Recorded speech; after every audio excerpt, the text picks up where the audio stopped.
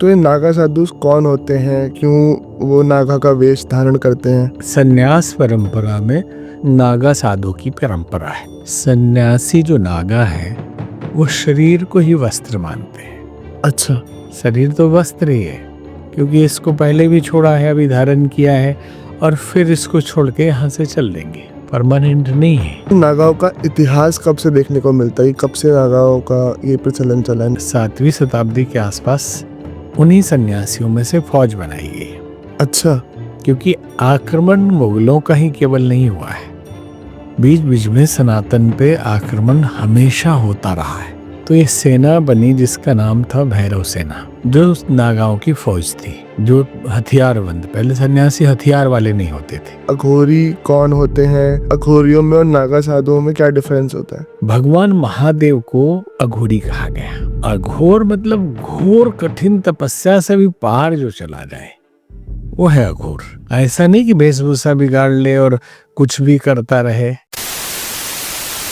नमस्कार दोस्तों, mystical talks के आज के इस सेशन में हमारे साथ मौजूद हैं स्वामी उमाकांतानंद सरस्वती जी महाराज, जो कि जूना अखाड़े से महामंडलेश्वर भी हैं, और स्वामी जी रामायण, श्रीमद् भागवत, वेद, उपनिषद ऐसे विभिन्न साहित्यों पर प्रवचन भी देते हैं। दोस्तों, आज स्वामी जी के साथ हमने बहुत ही गहराई से चर्चा करी है कि आखिर नागा साधु होते कौन है, आखिर नागा साधु आते कहाँ से हैं और कुंभ के बाद चले कहाँ जाते हैं, कुंभ के बाद हमें उनके दर्शन क्यों नहीं होते हैं, हमें वो दिखाई क्यों नहीं पड़ते हैं, आखिर नागा साधुओं का संस्कार कैसे होता है और वो जीवन कैसे गुजारते हैं, साथ ही अघोरी कौन होते हैं और नागा साधुओं में और अघोरी में कोई समानता होती है या दोनों बिल्कुल अलग होते हैं। तो कुछ ऐसे ही गहरे रहस्यों पर से पर्दा हटाने की कोशिश करी है हमने आज के इस एपिसोड में। स्वामी उमाकांतानंद सरस्वती जी महाराज जी के साथ ये बहुत ही सुंदर चर्चा है, इसका आनंद लीजिए।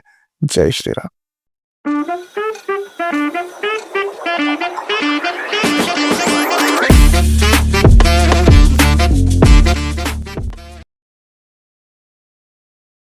स्वामी उमाकांतानंद सरस्वती जी महाराज, बहुत बहुत स्वागत है स्वामी जी आपका। धन्यवाद, आशीर्वाद।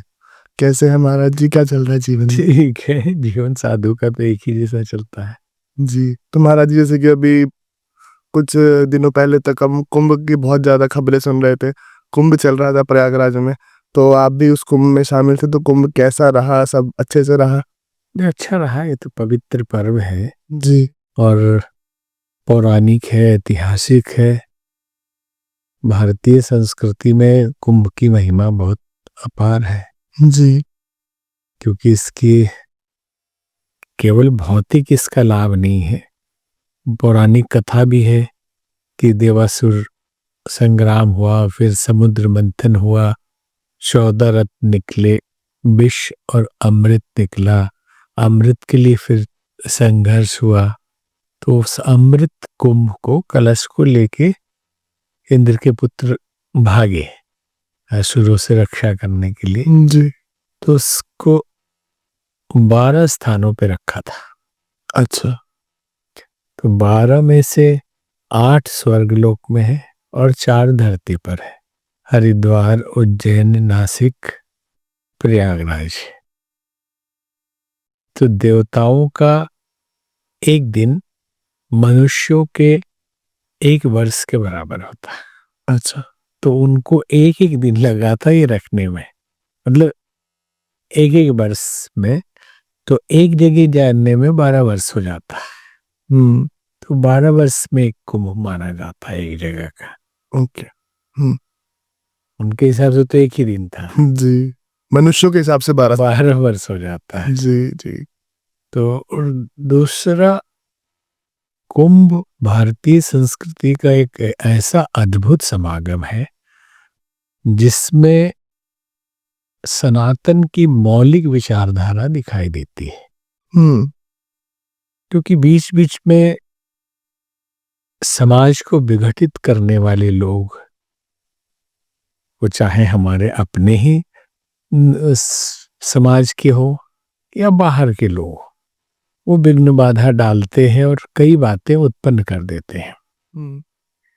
जातियों की बातें होने लगती है, जातियों में बांटने की बातें होने लगती है, छुआछूत की बात होती है। तो हर समाज में समय के अनुसार कुछ गलत परंपराएं पड़ती है और समाप्त होती रहती है। जी। सनातन धर्म की खूबी ये रही है कि सुधार इसमें होता रहता है। अगर कुछ अंधविश्वास या गलत चीजें आ गई हैं तो सुधरती रहती है। तो जो हम कहना चाह रहे हैं कि इस या कोई भी महाकुंभ को आप अगर देखेंगे तो ना कोई जाति है, हर वर्ण हर जाति के लोग किस घाट पे किस नदी में कौन स्नान कर रहा है, वो साधु है, संत है, महामंडलेश्वर है या किस वर्ण का है, किसी ने तो पूछा नहीं। जी कौन पका रहा है, कौन खिला रहा है, साथ में पंगत में कौन खा रहे हैं, तो संपूर्ण भारतीय संस्कृति महाकुंभ में उसका दर्शन होता है। जी तो सीखने लायक है। जो विघटित करने की कोशिश करते हैं उनके लिए भी बहुत बड़ा करारा तमाचा है कि जो समाज में बोलते हैं कि बहुत ऊंच नीच है, भेदभाव है, हाँ, जातियों में बांटने की कोशिश करते हैं। और भारतीय संस्कृति मानव मात्र एक मानती है, तो फिर कहेंगे कि फिर वर्ण व्यवस्था क्या है, तो कर्म के हिसाब से था। उदाहरण भी लोग दे देते हैं कि गीता में भगवान कृष्ण ने गलत कह दिया है। जी तो जो कहा है उसको ठीक से श्लोक को तो समझना चाहिए। एक समाज के आईएएस ऑफिसर महाराष्ट्र में भाषण दे रहे थे, सोशल मीडिया पे ही हमने 5-6 साल पहले देखा था, जो इसी श्लोक का उदाहरण दे रहे थे और पूरे सनातन समाज को गाली दे रहे थे, भगवान कृष्ण को भी गाली दे रहे थे कि इसी ने हम लोगों को बांटा है, हमें छोटा कर दिया है। ठीक है, तो उसमें जो श्लोक है, हंसी आ रही थी, आईएएस ऑफिसर है तो श्लोक को तो समझ लेना चाहिए। लिखा है चातुर्वर्णम मया सृष्टवा, 4 वर्णों की सृष्टि मैंने की है। बस इतनी सी बात को पकड़ के कि इसी ने की है, सब गड़बड़। गुण कर्म विभाग सा, गुण और कर्म के हिसाब से मैंने ये सृष्टि की है। जिसका जैसा गुण होगा और कर्म होगा उस वर्ण में उसको माना जाएगा। जी बाद में जाति घर परिवार के हिसाब से होने लगा कि उनका बच्चा है तो उसी वर्ण में माना जाएगा, लेकिन पहले ऐसा नहीं था। तो हमारे समाज में सभी मनुष्य एक है, न कोई ऊंच है न नीच है, कार्यों के हिसाब से सम्मान मिलता रहा है। अलग अलग तरीके के कार्य हैं, विद्वानों ज्ञानियों को अलग सम्मान मिलता है, देश की रक्षा करने वालों को अलग सम्मान मिलता है, सही सम्मान के सभी अधिकारी, व्यापारियों को अलग सम्मान मिलता है, सेवा कार्य करने वालों को अलग सम्मान मिलता है। सही। जैसे महाराज जी हम देखते हैं कि कुंभ जो है, कुंभ इतने समय से चला आ रहा है, फिर बीच में कुछ हम देखते हैं मुगल काल भी आया, ब्रिटिशर्स का भी पीरियड आया, उस बीच में भी कुंभ चलता ही रहा। हाँ, हर काल में चलता रहा। कभी कभी इतिहास में प्रमाण मिलता है, एक आध बार कुंभ प्रयागराज का विघ्न पड़ा था। अच्छा हाँ, कुछ तिथियां उसकी बदली गई थी कुछ कारण से, नहीं तो ये सदियों से भीड़ का रूप अलग हो, प्रशासन का रूप अलग हो, ये अलग बात है, लेकिन कुंभ सतत चला आ रहा है। और ये विश्व का पहला एक ऐसा समागम है जो बिना निमंत्रण के, बिना किसी एक व्यवस्था के, आज लगता है सरकार कर रही है। सरकार कुंभ थोड़ी करती है। सरकार तो चलिए वो लोहे का प्लेट लगा देती है कि गाड़ियां आएंगी जाएंगी, पुलिस व्यवस्था कर देती है, लाइट लगा देती है। सारे संत, सारे संगठन सब अपना अपना करते हैं, अपने तरफ से भंडारा करते हैं, अपना कैंप अलग अपने से लगाते हैं, जमीन सरकार अलॉट कराती है। तो हर जमाने में, मुगलों के काल में, उसके पहले भी ऐसे ही लोग अपना अपना जो शासन व्यवस्था राजाओं की उस समय सामंतों की रही होगी उस हिसाब से करते रहते हैं। जी सही। जैसे कि हम सुनते हैं कि कुंभ में देवता आते हैं स्नान करने के लिए, इसमें कितनी सच्चाई है हमारे? देश में हमने भी सुना है और बड़े बड़े संतों से, ऋषियों से सुना है कि इसमें देवता भी आते हैं और हिमालय के दिव्य ऋषि भी आते हैं। अच्छा, जो सैकड़ों हजारों साल से हिमालय में है और साधारण वेश में आते हैं, पहचानना मुश्किल है। हमारे गुरुदेव ने भी एक बार कहा था कि कुंभ के मेले में अगर फतेहाल में भी कोई साधु घूम रहा हो तो अपमानित मत करना कोई। कौन है, कौन सा ऋषि है, ये अंदाजा नहीं लगाया जा सकता। एक दूसरा, इन्होंने संभवतः ऑटोबायोग्राफी ऑफ योगी में है या लाहिड़ी महाशय की जीवनी में है, ये प्रसंग मिला कि कुंभ के मेले में लाहिड़ी महाशय जो योगानंद के गुरु थे, युक्तेश्वर गिरी उनके गुरु थे लाहिड़ी महाशय, और उनके गुरु महाअवतार बाबा हिमालय में है। जी जी। तो वो इतनी सिद्धियां उनके पास आ गई थी लाहिड़ी महाशय के पास, ये कहते हैं कि 8 फीट ऊपर तो आसन लगा के ध्यान करते थे हवा में। तो वो कुंभ के मेले में गए, संतों को देखा गांजा पीते हुए, तो उन कुछ अपशब्द निकले उनके मुंह से कि ये सब समाज के लिए बोझ है, क्या कर रहे हैं लोग, कि इससे क्या कल्याण होने वाला है। तो एक साधु को अपमानित करने लगे जी। और वो साधु उनके गुरु थे। अच्छा। वो फिर प्रकट हुए अपने असली रूप में, हम्म। क्यों बोले कि ना ये गलती मत करिए, आपकी जिम्मेवारी नहीं है। हर संत अपने अपने तरीके से समाज के लिए, विश्व के लिए, प्राणी मात्र के लिए कल्याण में लगा हुआ है। तरीका सबका अलग अलग है। आपके बनाए हुए तरीके के हिसाब से पूरी दुनिया नहीं चलती है, इसलिए आप अपने तरीके में जियो, दूसरे के तरीके के लिए निंदा मत करिए। सही। और ये एक पॉजिटिव एनर्जी का बहुत बड़ा समागम है। ये हीलिंग का स्थान है। आजकल हीलिंग शब्द बहुत चलता है जी। कि मान लीजिए एक विचारधारा, एक प्रार्थना की बहुत बड़ी शक्ति है। पूरी क्रिश्चियनिटी प्रेयर पे ही टिकी हुई है। बीमारियां भी प्रार्थना से ठीक की जाती है। हम बहुत तरह के असाध्य रोग, मानसिक रोग प्रार्थना से, ईश्वर विश्वास से। तो सामूहिक प्रार्थना का और अधिक महत्व है कि एक साथ प्रार्थना अगर अधिक लोग करें तो ब्रह्मांड में वो तरंगे जाती है और लौट के फिर आपको लाभ देती है। आप कल्पना करिए, करोड़ों लोग एक साथ प्रार्थना कर रहे हैं एक ही जगह पे। विश्व में कहीं भी नहीं होता है कि इतने लोग एक उद्देश्य से कि डुबकी लगाना है, पुण्य पाना है, सबका कल्याण हो, ऐसे भाव से एक जगह इकट्ठा हो रहे हो। तो ये बहुत बड़ा साइकोलॉजिकल ट्रीटमेंट भी है। और सब जगह सत्संग हो रहा है, सब जगह कीर्तन भजन हो रहा है, महीनों लोग वहाँ वास कर रहे हैं। तो ये अद्भुत सनातन संस्कृति की छटा है। जी।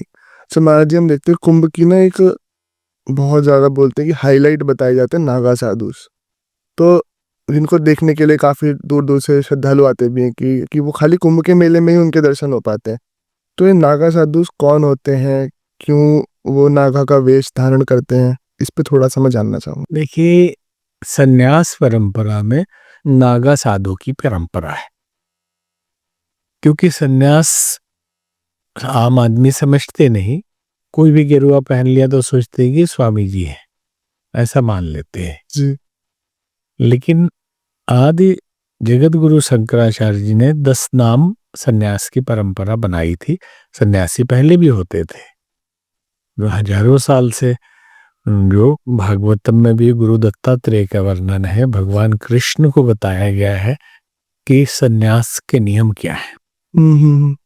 ये कौन बता रहा है? गुरु दत्तात्रेय किसी को बता रहे हैं, वो प्रसंग वहां भागवत में आता है। अच्छा, मतलब ये बहुत पहले, हमेशा से सन्यास की परंपरा रही है। और 4 आश्रमों की परंपरा है, ब्रह्मचर्य, गृहस्थ, वानप्रस्थ और सन्यास। तो चौथे पद में सबको सन्यास लेने की परंपरा थी।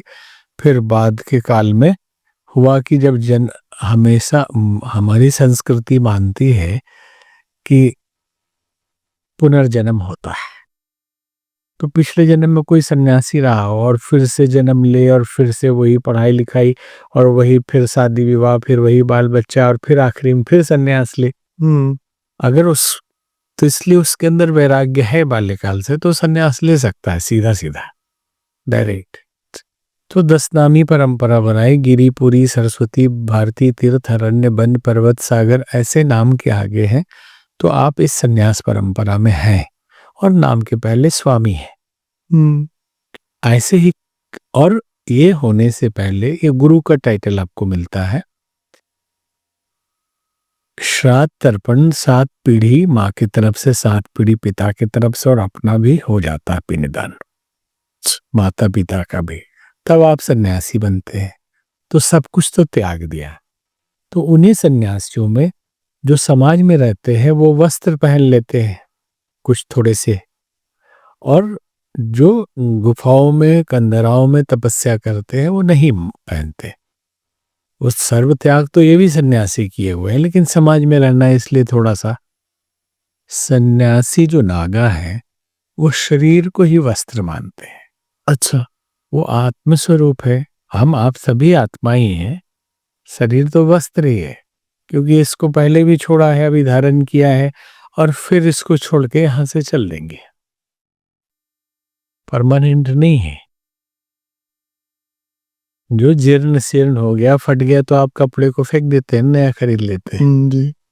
ठीक वही प्रोसेस है कि जब बीमार पड़ के खराब वराब होके बुढ़ापा आके जर्जर हो गया, तो परमात्मा की व्यवस्था ऐसी है कि इस पुराने को छोड़िए, आपके लिए नई व्यवस्था करते हैं। तो आप फंड के हिसाब से नहीं नया कपड़ा मिलेगा। पुण्य जितना होगा उस हिसाब से कौन सी योनि आपको मिलेगी, है किस टाइप का कपड़ा आपको मिलेगा। तो नागा बाबा शरीर को वस्त्र मानते हैं। तो कहते हैं कि जब इस कपड़े पे क्या कपड़ा पहनना, और ये भ्रम है, ये जो लज्जा और ये जो है, लेकिन समाज की परंपरा है तो इसलिए वो दूर रहते हैं। महाराज, नागाओं का इतिहास कब से देखने को मिलता है? कब से नागाओं का ये प्रचलन चला है? देखिए, सन्यास का इतिहास मूल है जो सदियों से है, जो सनातन के साथ ही है। 4 वर्णों में सन्यास परंपरा आखिरी वर्ण माना जाता है, 4 आश्रमों में माना जाता था।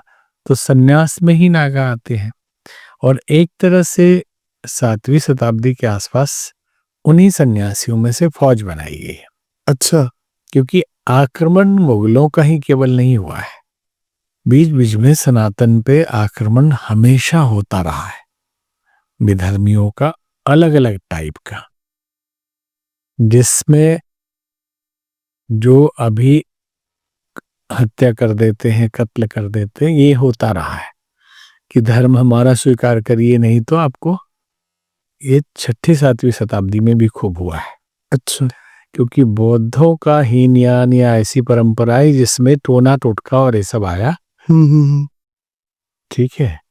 तो उस जमाने में जबरदस्ती गांव के गांव धर्म परिवर्तन करवा देते थे, नहीं तो मार देते थे। तो ये सेना बनी जिसका नाम था भैरव सेना। अच्छा। तो अनुमानित 7वीं शताब्दी मान रहे, जो उस नागाओं की फौज थी, जो हथियारबंद। पहले सन्यासी हथियार वाले नहीं होते थे, साधना दंडी और ऐसे कमंडल ये लेके चलते थे। उसके बाद ये तलवार भाला और ये सब, फिर उनको कमांडो ट्रेनिंग, मार्शल आर्ट जो आज दुनिया में फैला है, ये सब उन्हीं नागा बाबाओं से गया है। अच्छा। हाँ जी। तो वो अभी भी नागा बाबा की ताकत देखिएगा आप, ठंड हो बर्फ हो, कपड़ा पहनने की जरूरत नहीं, भस्म लगा के बिना खाए पिए 10 दिन रख दीजिए, कोई दिक्कत नहीं है। यहाँ तक कि ये कुंभ तो थोड़ा सा फैशन जैसा हो गया। हाँ जी। सोशल मीडिया के चक्कर में साधु संतों के तो दर्शन कहाँ कर पाते थे लोग।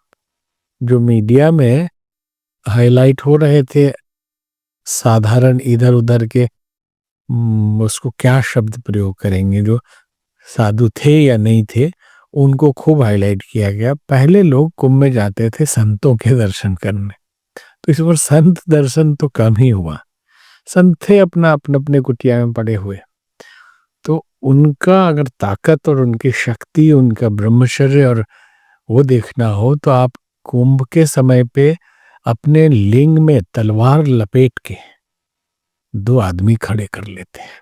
जी, मैंने थोड़ा, मैं जब हमने भी देखा है, अपने सामने देखा है कई बार। तो ये फौज थी हथियारबंद, तो ये नागा बाबा हुए। और इतनी तपस्या करते हैं, तो तपस्वी के दर्शन से पुण्य माना जाता है। तो नागा बाबा भी तपस्वी है, तो उनके दर्शन से पुण्य तो मिलेगा ही। जी। तो नागाओं का संस्कार कैसे होता है, कुछ इसके बारे में अगर आप बता सकें। इसमें देखिए संन्यास संस्कार हुआ वैसे ही होता है, एक आध उसमें से और बढ़ा दिया जाता है नागा बनाने के लिए। जैसे हम सुनते हैं कि जब संन्यास परंपरा कोई करता है तो उससे पहले उसका पिंडदान करा जाता नहीं, अभी तो हमने बताया है। जी कि 7 पीढ़ी का पिंडदान श्राद्ध होता है, फिर जिंदा माँ बाप है तो उनका होता है, और अपना भी होता है। अच्छा, अपना भी नहीं। जैसे हम लोगों ने कर लिया है सब, जैसे आजकल कोई भी गेरुआ वस्त्र खरीद लिया और पहन के घूम रहे के बाबा है, ठीक है। जी गेरुआ खरीदने से नहीं, वो गुरु के द्वारा मिलता है, और श्राद्ध पिंडदान हो जाए तभी गेरुआ के अधिकारी है। ऐसे शौक से इस कलर को पहनते हैं ऑरेंज, कोई दिक्कत नहीं है, केसरिया पहनते हैं कोई दिक्कत नहीं, लेकिन ये ना बोले कि हम संत हैं। जी सही। एक चीज और देखते हैं हम कि महाराज जी, जैसे कि नागा सन्यासी कहीं और दिखते ही नहीं है, मतलब वो कहाँ से आते हैं, कुंभ में शामिल होते हैं, फिर कहाँ चले जाते हैं, किसी को पता ही नहीं चलता। ये बहुत बड़ा एक ये प्रश्न वर्षों से हमसे लोग पूछते रहते हैं। जी जी जो कुंभ में तो हम मिलते हैं, हमारे पास भी आते हैं, क्योंकि हम तो उन्हीं अखाड़ों के हैं, अखाड़े से ही हैं, नागा संतों के ही महामंडलेश्वर हैं। जी जी जी तो लोग उस समय हमारे शिष्यों को भी वो देखते हैं, कैंप में हमारे आते हैं, मिलने आते हैं, हम वहां जाते हैं अखाड़े में तो साथ में हमारे भक्त लोग जाते हैं, वो भी दर्शन करते हैं। तो ये प्रश्न बाद के लोगों का रहता है, तो हम भी इस पे ढूंढ रहे थे कि एक तो हिमालय की गुफा कंदराओं में लोग रहते हैं, तो उतनी संख्या आ जाती है कुंभ में। अमरकंटक के जंगलों में उधर भी बहुत संत हैं नागा बाबा। फिर एक बार जमशेदपुर से रांची हम जा रहे थे बाई कार, तो हमारे अखाड़े का एक मंदिर दिखा, जो पुल के नदी के पार बहुत सुंदर प्राचीन कालीन दिखाई दिया। वहां गए तो आर्कियोलॉजिकल सर्वे ऑफ इंडिया का वो रिसर्च किया हुआ था, हजारों साल पुराने मूर्तियां वहां रखी हुई थी, और 2-4 नागा बाबा के नमन किए।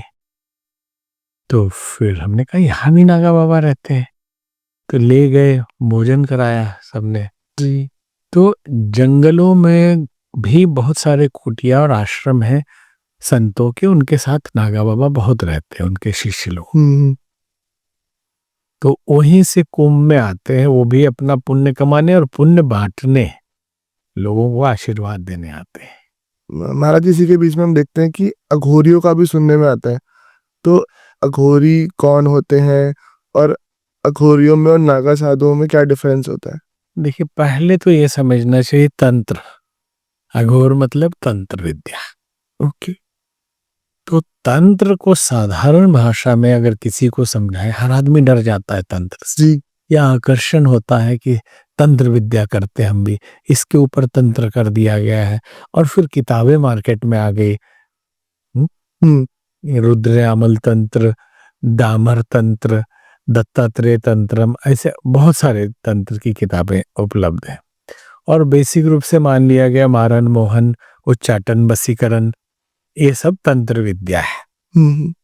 ठीक है जी लेकिन तंत्र शब्द को साधारण भाषा में अगर समझेंगे तो यह है सिस्टम। पॉलिटिकल सिस्टम को क्या बोलेंगे हिंदी में? राजतंत्र। राजतंत्र। रिलीजियस सिस्टम को क्या बोलेंगे? धर्मतंत्र। आप नर्वस सिस्टम को क्या बोलेंगे? तंत्रिका तंत्र। ठीक है, तो जो सिस्टमेटिक तरीके से साधनाएं की जाती थी उसको तंत्र कहा जाता था।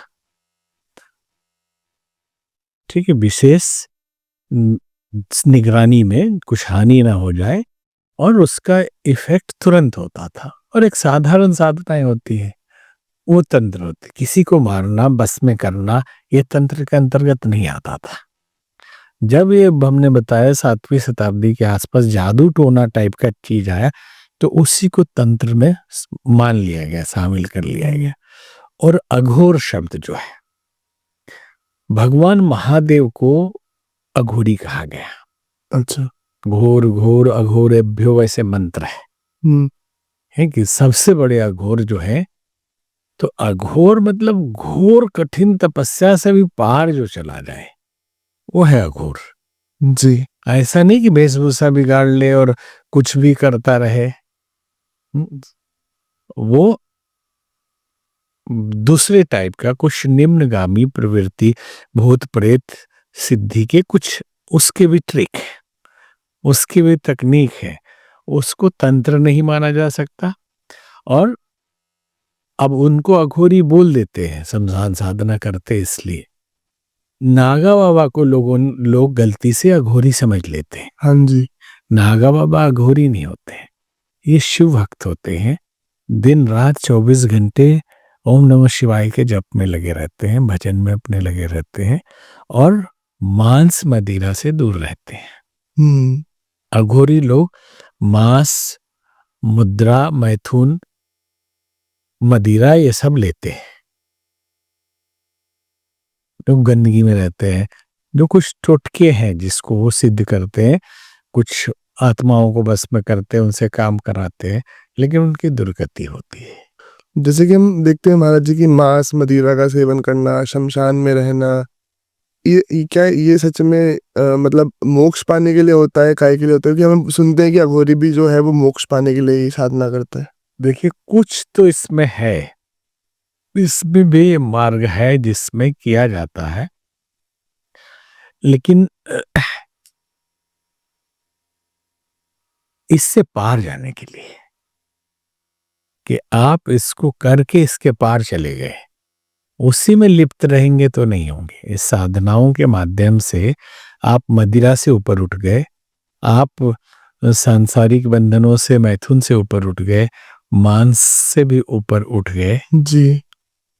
इसको करके, तो फिर आप उस लेवल पे पहुंचेंगे। उसी में लिप्त हो जाएंगे, फंस जाएंगे तो, और आसान नहीं है।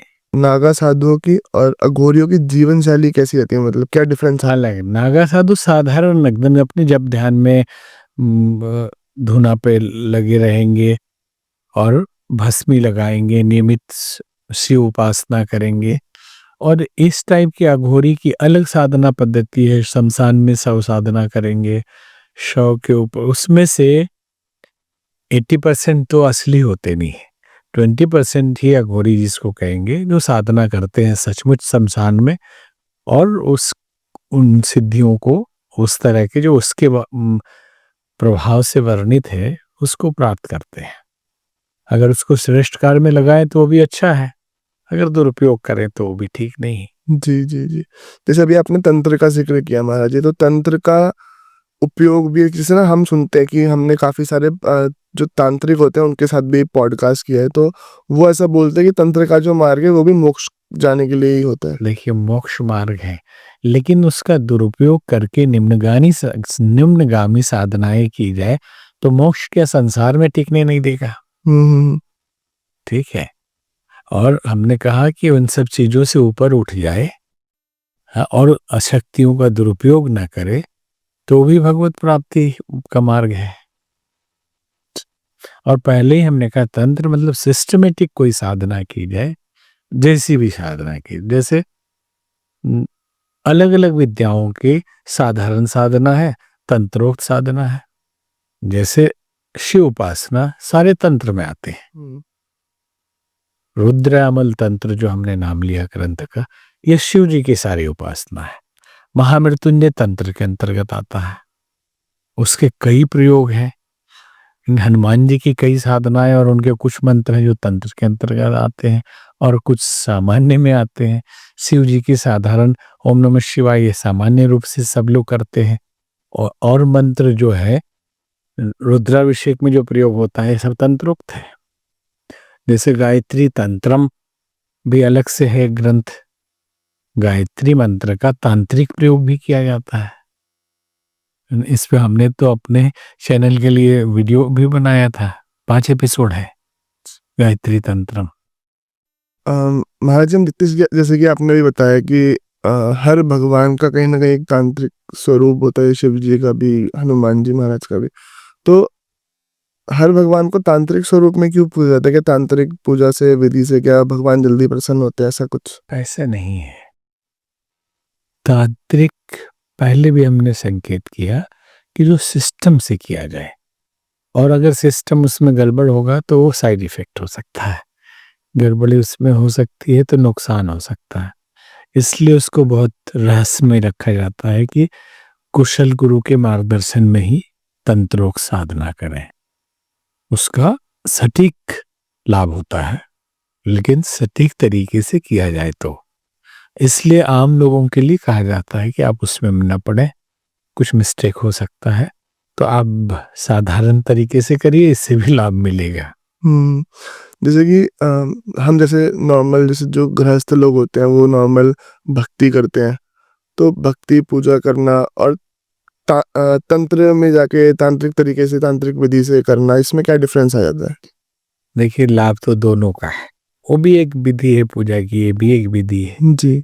अब आप किस लेवल पे जी रहे हैं, गुरु आपको कौन से मंत्र के लिए, किस सिस्टम के लिए तैयार किया है, इसके ऊपर है। और आम साधारण आदमी को भक्ति करना चाहिए, उसके चक्कर में पड़ना नहीं चाहिए, क्योंकि आज समाज में लोग तत्काल लाभ के चक्कर में फंस जाते हैं। कहीं कुछ जो तंत्र विद्या करने वाले साधक है वो अपने लिए साधना करते हैं, अब टोना टोटका इस टाइप के चक्कर में, झूठे मुठे वाले के चक्कर में भी फंस जाते हैं बहुत लोग। जी जी जी। ऐसा हम सुनते हैं जो ये भूत प्रेतों की साधना कर रहे हैं, जादू टोना करते हैं, वो बाद में उन्हीं की योनि में चले जाते हैं, ऐसा कुछ होता है? ऐसा हमने भी सुना है, उनकी योनि में जाए या ना जाए, लेकिन वही प्रेत उनको कष्ट देता है फिर। जी। और जैसे कि जैसा हम सुनते हैं ना कि जिसको आप पूछते हो फिर आप ऐसे ही मतलब उसी के लोक में जाओगे, ऐसा कुछ कहा जाता है कि उसके लोक में अलग बात है, लोक के अलग अलग प्रकार हैं, जितने देवता है उतने टाइप का लोक नहीं है, ठीक है जी। ये है कि आप जिसका ध्यान करते हैं, जिसका स्मरण करते हैं, चिंतन करते हैं, आप वैसे इस मानव शरीर में होते हुए भी उसके गुणों को अपने अंदर धारण कर लेते हैं, शायद ये पता भी नहीं चलता कि आप वैसे ही हो गए। जैसे आजकल एक नया रिसर्च हुआ, हो गया 5-6 साल पहले वो पुस्तक हमको मिली, न्यूरोसाइकोलॉजी फॉर सेल्फ डिसिप्लिन। तो उसका बेसिक है न्यूरोलॉजिकल, आपको प्रगति के लिए, जीवन को निर्माण के लिए, लक्ष्य प्राप्ति के लिए क्या क्या करना चाहिए। तो उसमें बताया, पहले तो आप लक्ष्य निर्धारण करें, गोल आप तय करें कि जीवन में करना क्या है, आध्यात्मिक हो, सांसारिक हो, भौतिक हो, एक लक्ष्य हो। नहीं तो जाएंगे कहाँ? नहीं, चल रहे हैं लेकिन जाना कहाँ है ये तो पता ही नहीं। जी। चले जा रहे हैं तो घूम घूम के भी आ सकते हैं आप। तो लक्ष्य हो, फिर लक्ष्य के अनुरूप जिन्होंने वो लक्ष्य प्राप्त किया है उन लोगों का स्मरण करें, उसमें जो सबसे शक्तिशाली और प्रभावशाली व्यक्तित्व रहा है उसका चिंतन करें कि हमारे वो करीबी हैं और हम उनके साथ हैं, वो हमारे साथ है, और उसी टाइप का फीलिंग अपने अंदर लाइए तो वो गुण आने लगेंगे। जैसे भृंग नाम का एक कीड़ा होता है, भक्ति के लिए बताया जाता है कि भक्ति करते करते आप भगवानमय हो जाते हैं, भगवान में विलीन हो जाते हैं, रूप आपका भगवान का हो जाता है। जी। तो भृंग साधारण कीड़ा को पकड़ के लाता है, अपने पास रखता है, और वो थोड़े दिन में वो कीड़ा भी भृंग हो जाता है। अच्छा। हाँ, मतलब साइंटिफिक है कोई ऐसा। तितली जिन पौधों के आसपास रहती है उस रंग की हो जाती है। गिरगिट आप कहते हैं रंग बदलता है, जैसे पौधों, घास और फूलों के बीच में गिरगिट रहता है उसका रंग वैसा हो जाता है। जी। वैसे मनुष्य भी जिस देवता की पूजा उपासना करता है उसका चरित्र चिंतन, यहाँ तक कि उसके चेहरे पे वो असर आने लगता है कि उस टाइप का वो बन जाता है जिसकी उपासना। जिस लोक में जाएंगे उस देवता की तो छोड़ दीजिए, यहीं पे आप उस देवता जैसे होने लगेंगे। सही। आप चेहरा देख के बता सकते कोई भजन भक्ति करता है या नहीं, क्योंकि उसकी आंखों में, उसके चेहरे में कहीं ना कहीं अलग अलग टाइप की चीजें दिखेंगी। तो आप समझ लें कि वो उस टाइप की चिंतन और इसकी शैली है, विचारधारा है। और भगवान के बारे में सोचता होगा तो उस टाइप की आभा उसके अंदर कुछ तो दिखेगी। जी। जैसे कि अभी से कलयुग का समय है, तो लोग कहते हैं कलयुग में भगवान दर्शन नहीं देते। कुछ लोग कहते हैं कि कलयुग में तो भगवान पाना सबसे ज़्यादा सरल है, कि सिर्फ नाम जब से ही हो जाता है। तो मैं ये जानना चाहूँगा, कलयुग में भगवान को अगर पाना है तो सबसे सरल रास्ता क्या होगा उसका? नहीं, पहला तो आपका जो प्रश्न था, कलयुग में भगवान पाया जाता है या नहीं? जी। हमेशा पाया जाता है। युग समय काल के हिसाब से अलग अलग परिस्थितियों के परिवर्तन को हम युग का परिवर्तन मानते हैं, उसका टाइमिंग भी है। तो कुछ व्यवहार में, परिस्थितियों में, वातावरण में बदलाव आता है, लोगों के चिंतन चरित्र में भी बदलाव आता है युग के बदलने से। जी। लेकिन भगवान के चरित्र में बदलाव नहीं आता है। आप किसी भी काल में भजन करेंगे, भक्ति करेंगे, साधना करेंगे तो भगवान मिलते हैं। क्योंकि प्रश्न हमारा ये है कि ब्रह्म को पाना, आत्मबोध करना, ये भी लक्ष्य है, मोक्ष प्राप्त करना। तो क्या कलयुग के इतने हजारों साल में एक भी व्यक्ति मोक्ष प्राप्त नहीं किया? सही। बुद्ध और महावीर इसी काल में हुए जो मोक्ष प्राप्त किया उन्होंने। ठीक है, भाई कृष्ण भगवान के बाद कलयुग माना जा रहा है ना। जी जी। लक्ष्य के समय, इसके परीक्षित के समय से। जी जी जी। तो उसके बाद जितने दिव्य संत हुए, ऋषि मुनि हुए बाद के, उन्होंने मोक्ष प्राप्त नहीं किया कलयुग के कारण। अपनी अपनी साधनाओं से उन्होंने किया। ठीक है, मान लीजिए महाअवतार बाबा अगर 800 साल के, 1000 साल के हैं, तो भी कलयुग के ही है ना, बाद के हैं। तो क्या वो लोग मोक्ष प्राप्त नहीं, हिमालय के ऋषि लोग? सही। अब ये मोक्ष का प्रश्न था। अब आते हैं भगवान के दर्शन। मीराबाई कलयुग में हुई या सतयुग में? कलयुग में। दर्शन हुआ या नहीं हुआ? अंडाल रंगनाई की दक्षिण भारत में हुई है, मीराबाई जैसे ही, वो भी सेम आखिरी में भगवान में समा गई। तो कलयुग में थी या सतयुग में? कलयुग में। संत तुकाराम को दर्शन हुए, संत नामदेव को दर्शन हुए, गजानन महाराज को दर्शन हुए, ठाकुर रामकृष्ण परमहंस को दर्शन काली माता के हुआ। ऐसे आप एक दो नहीं, हजारों संतों के उदाहरण इस कलयुग में, और कलयुग के बहुत शुरुआत में भी और अभी तक भी। 100 साल पहले, 70 साल पहले, 150 साल पहले के संतों को देखेंगे, उसमें भी आपको संत मिलेंगे जो भगवत दर्शन उन्होंने किया है। तो कलयुग में दर्शन होता है, और कोई जरूरी नहीं कि एक ही तरीके से हो। अगर हम बोल दें कि कलयुग केवल नाम आधारा, सुमरी सुमरी नर उतर ही पारा, नहीं कली कर्म न भक्ति विवेकी, राम नाम अवलंबन एक। कलयुग में भक्ति नहीं हो सकती, विवेक मतलब ज्ञान योग नहीं हो सकता, और कर्म योग नहीं हो सकता। केवल भगवान का नाम ही आपको पार करेगा।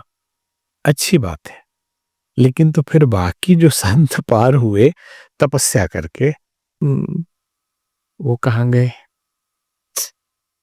ये चौपाई गलत नहीं है। अब ये जरूर है कि कर्म का मार्ग कठिन है जी। इस कलयुग में। मानसिकता लोगों की ठीक नहीं रहती, तो सेवा भाव कहाँ रहेगा कि कर्म के फल का त्याग करके सेवा करें? थोड़ा कठिन है। लेकिन इस कलयुग में भी कर्मयोगी हुए, फिर वैसे ही ज्ञान का मार्ग भी कठिन है, फिर भी ज्ञान योगी हुए हैं। सरल है, इसलिए तुलसीदास जी ने कह दिया कि सर चक्कर में पड़ो मत।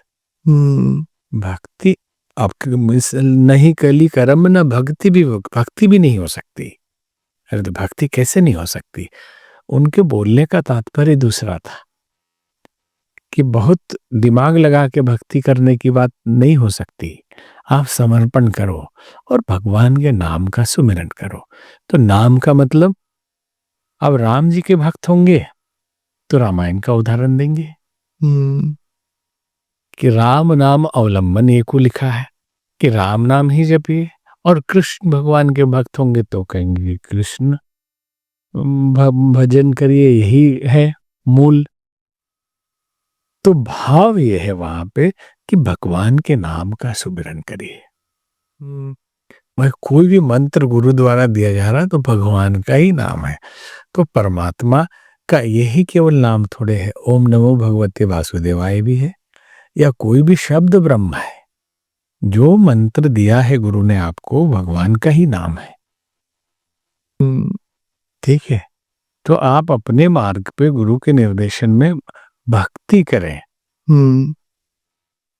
बहुत रिजिड ना हो जाए, ये लिखा है तो यही है, तो इसके और दूसरे ग्रंथ में दूसरा कुछ लिखा है, इसलिए परेशान होने की भी जरूरत नहीं। इतना तो जरूर कहेंगे कि भक्ति कलयुग में सरल है। कारण यह है कि हमारी मानसिकता कलयुग में भिखारियों जैसी हो गई। अच्छा भाई, भिखारी भगवान 99.99% लोग मंदिरों में किस लिए जाते हैं? अपना वही मांगने के लिए जाते हैं। मतलब भक्ति करने तो जा नहीं रहे हैं, उसमें एक पॉइंट है जो सचमुच भगवान के लिए जाते हैं। तो आप सुख मांगने के लिए, हम आप कोई भी है, या दौलत मांगने के लिए, बीमारी स्वास्थ्य मांगने के लिए, बच्चा मांगने के लिए, लड़की हो रही तो लड़का मांगने के लिए, लड़का हो रहा तो लड़की मांगने के लिए, और या पोस्टिंग करवाने के लिए, या पदोन्नति या ट्रांसफर के लिए, मुकदमा है इससे बचने के लिए जी मांगने ही जा रहे हैं ना। जी।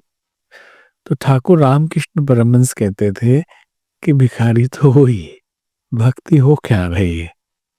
तो एक काम करो, बड़े भिखारी बन जाओ तो परम भक्त हो जाओगे। अच्छा, हाँ, मतलब मांगो, भगवान को ही मांग लो। क्या छोटा मोटा मांग रहे हो? बोले हे प्रभु आप ही आ जाइए, तो आपका साम्राज्य हमारा। बड़े भिखारी बनो, लेकिन आसान नहीं है। तो भक्ति का मतलब है पूर्ण समर्पित हो जाना, या उसको पूर्ण अंदर डाल लेना। तो उसका नाम दिन रात सुमिरन करेंगे तो आप चिंतन में डूबे रहेंगे, प्रभु आप ही मेरे हैं, दुनिया का सुख दुख कुछ भी नहीं है। तो आप उसको अपना लिए ना पूरी तरह से, या सौंपना ही हो गया। भक्ति का मतलब है संपूर्ण समर्पण, और दूसरे अर्थों में देखेंगे तो अहंकार का संपूर्ण नाश। मतलब हमारा इगोइस्टिक या फिजिकल भौतिक एग्जिस्टेंस बहुत मतलब नहीं रहता, प्रभु जिधर ले जाए, सुख दे दुख दे कष्ट दे, तो उनका साम्राज्य हमारा है। वैसे कहानी कहते हैं लोग कि एक राजा ने एक मेला लगाया, मेले में बहुत सारी वस्तुएं रख दी कीमती, लेकिन जोड़ी में नहीं रखी। एक किसी कोने पे, एक किसी कोने पे जी। जैसे लाखों रुपए का जूता रख दिया, एक जूता इधर एक जूता उधर, और ये नियम बना दिया कि जो भी यहाँ आएगा, जिस चीज को स्पर्श करेगा वो उसका। अच्छा, तो लोग आते थे, समझ नहीं लगाते थे कि आधा लेके क्या करेंगे, वो एक पैर का जूता लेके क्या करेंगे।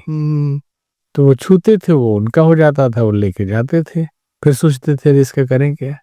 एक समझदार आया, वो कोई वस्तु को टच ही नहीं किया, पूरे मेले में घुमा, देखा ठीक से, फिर राजा को जाके नमन किया, पैर छुआ उनका। तो राजा ने बोला किसी चीज को छुआ नहीं आपने, वो आपका हो जाता है, बहुत कीमती है। तो बोले हुजूर आपने समझा नहीं, हमने तो छू लिया। तो बोले मतलब? बोले आपको छू लिया तो मेला पूरा मेरा। सही, ठीक है। तो हम छोटे छोटे जो मांगते हैं, भगवान को ही छू ले तो पूरा मेला आपका जी, पूरी दुनिया आपकी हो जाएगी ना। सही, तो ये भक्ति है। हाँ, ये जरूर है, गोस्वामी तुलसीदास जी ने रामचरितमानस में कहा है कि भगवान का नाम सुमिरन करिए, सरल है, सहज है, कलयुग में जल्दी लाभकारी है। वो मन को एकाग्र करना आसान है नहीं, कठिन पड़ता है, मतलब उससे भी होगा, दूसरी साधनाओं से भी, लेकिन बहुत संघर्ष का मार्ग है। इसमें तो सहज भाव से आप बच्चे की तरह माँ के चरणों में, पिता के चरणों में, भगवान को जिस रूप में माने आप रोइए गाइए। कोई साधना करने की जरूरत नहीं है, बहुत मंत्र की भी जरूरत नहीं है। आप उनको पुकारिए केवल कि प्रभु जो जिस रूप में, कि आप माँ हैं तो माँ हम हेल्प करिए, साथ में रहिए। हर क्षण वो बात करने लगी। सो महाराज जी, सबसे पहले तो बहुत बहुत धन्यवाद। बहुत ही सुंदर चर्चा रही है और बहुत सारी नई बातें जानने को मिली है, जैसे कि नागा बाबाओं के ऊपर भी, अघोरियों के ऊपर भी, तंत्र के ऊपर भी। और जो ये आखिरी में जो आपने एक भगवान को पाने का जो सबसे सरल मार्ग बताया ना, कि मतलब सबसे सही तरीका बताया, वो बहुत सुंदर था। कि आप कहाँ भगवान से माया मांग रहे हो, भगवान को ही मांग लोगे तो माया तो आपकी है सारी। बहुत सुंदर था। तो महाराज जी, सबसे पहले तो बहुत बहुत धन्यवाद।